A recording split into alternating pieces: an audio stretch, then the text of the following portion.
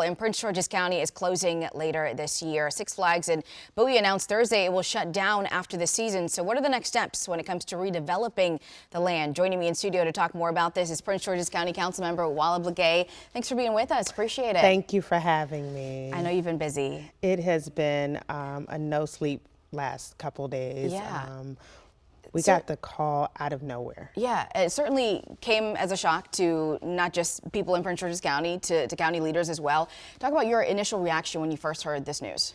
Well, it was just the shock of it. We've been working with Six Flags. Six Flags has been one of the better partners in the county. When they have meetings with the community every twice a year. They've come to my office. I've spoken with them, and some people are talking about the fights, but the reality is that they're not fights at the park every day. Yeah.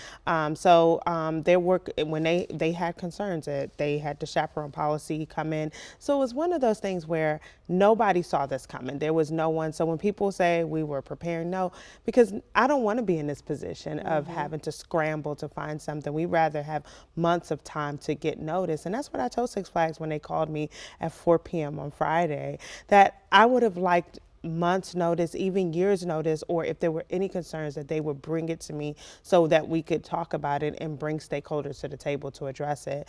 But when they called, they said that the decision was final. Okay. Talk about that a little bit more, because this is a very short turnaround, right? It's not that we're closing after next season, it's this season, which is just a few months away. What does the timeline look like for finding what's next for this land? Well, we have to move fast. So there are a couple things. It does close in November, but they were very clear that they wanted to sell the land. So we have to, I think as a county, what do we want? We need to find someone that could either take over with the vision that we want now, or we need to find a strategy that makes sure that it doesn't go to someone that is 500 acres of land around prime property in my district, in the county. If we have someone take over that's not going to work with us, that's going to bring something that will be a disturbance to the community, that would be something that could set the next couple decades in the county. This is prime land. When I ran, I told people we were going to expand the commercial tax base. So replacing a commercial tax base with housing, which is the rumor that's running around, is not what I want. But in addition, right now it's not quite zoned for that. It is zoned for park amusement entertainment. So that's number one where we're going to start. But I would say within the time that it was announced and it got on news everywhere, I have had people who are interested in developing calling my office, trying to set up meetings. Even yesterday, all day, every hour, someone was calling. So the good thing is that while this is so disappointing, I was shocked, and just the whole shock of it shook me a bit. But I immediately saw this as an opportunity. This is an opportunity to plan the future. This is not something we anticipated, but we can use it. So as people are calling me, we're looking at what is currently zoned for and what we could get now, because we rather be a part of that sale, making sure that whatever Six Flags does, it transitions in a way that benefits the community. And I want to expand on that, because obviously you said it's not zoned for that. Doesn't mean it could never be zoned for that, but you are saying that that is not the goal for you all.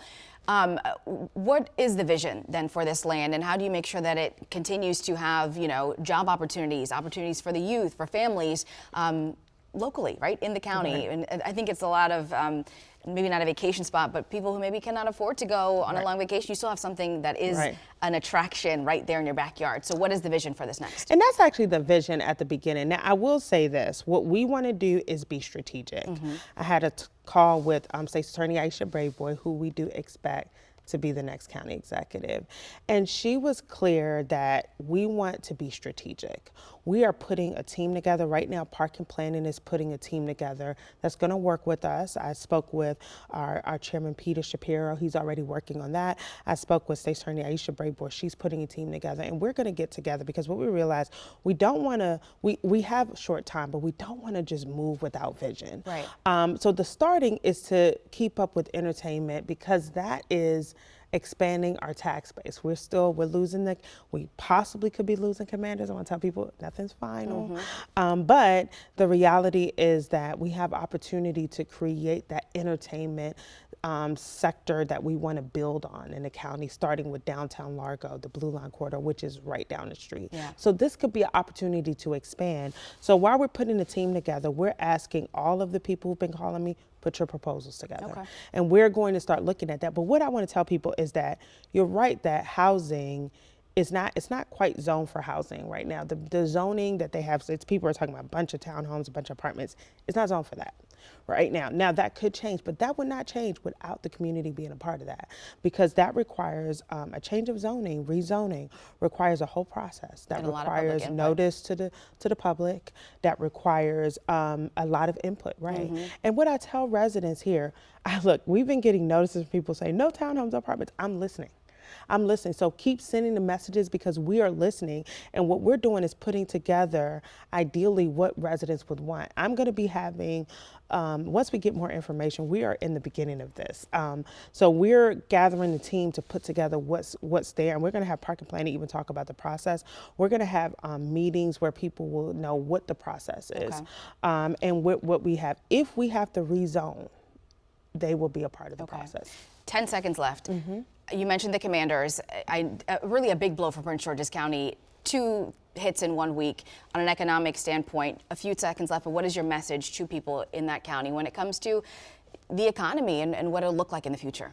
Well, I will say this. We're going through a difficult time. I think the bigger thing, I'm not so concerned about the stadium and Six Flags, because there's opportunity.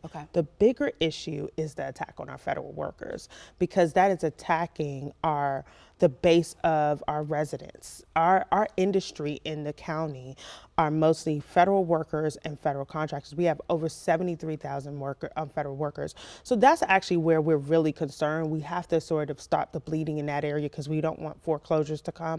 However, I would tell people I would not be so worried about the future of the county with the loss of the commanders and Six Flags, if possibly the commanders, because that's always open for opportunity. This is a time where we can write a new story in Prince George's County. There was a news story 20 years ago when the commanders came to the county, the Redskins in 1997.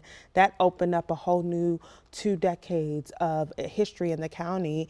And now we have an opportunity to bring something that can write a new story for Prince George's County, that can rebrand the county or expand the brand that we have now. A conversation that's certainly just getting started. We appreciate your time, Councilmember Wala Blegay.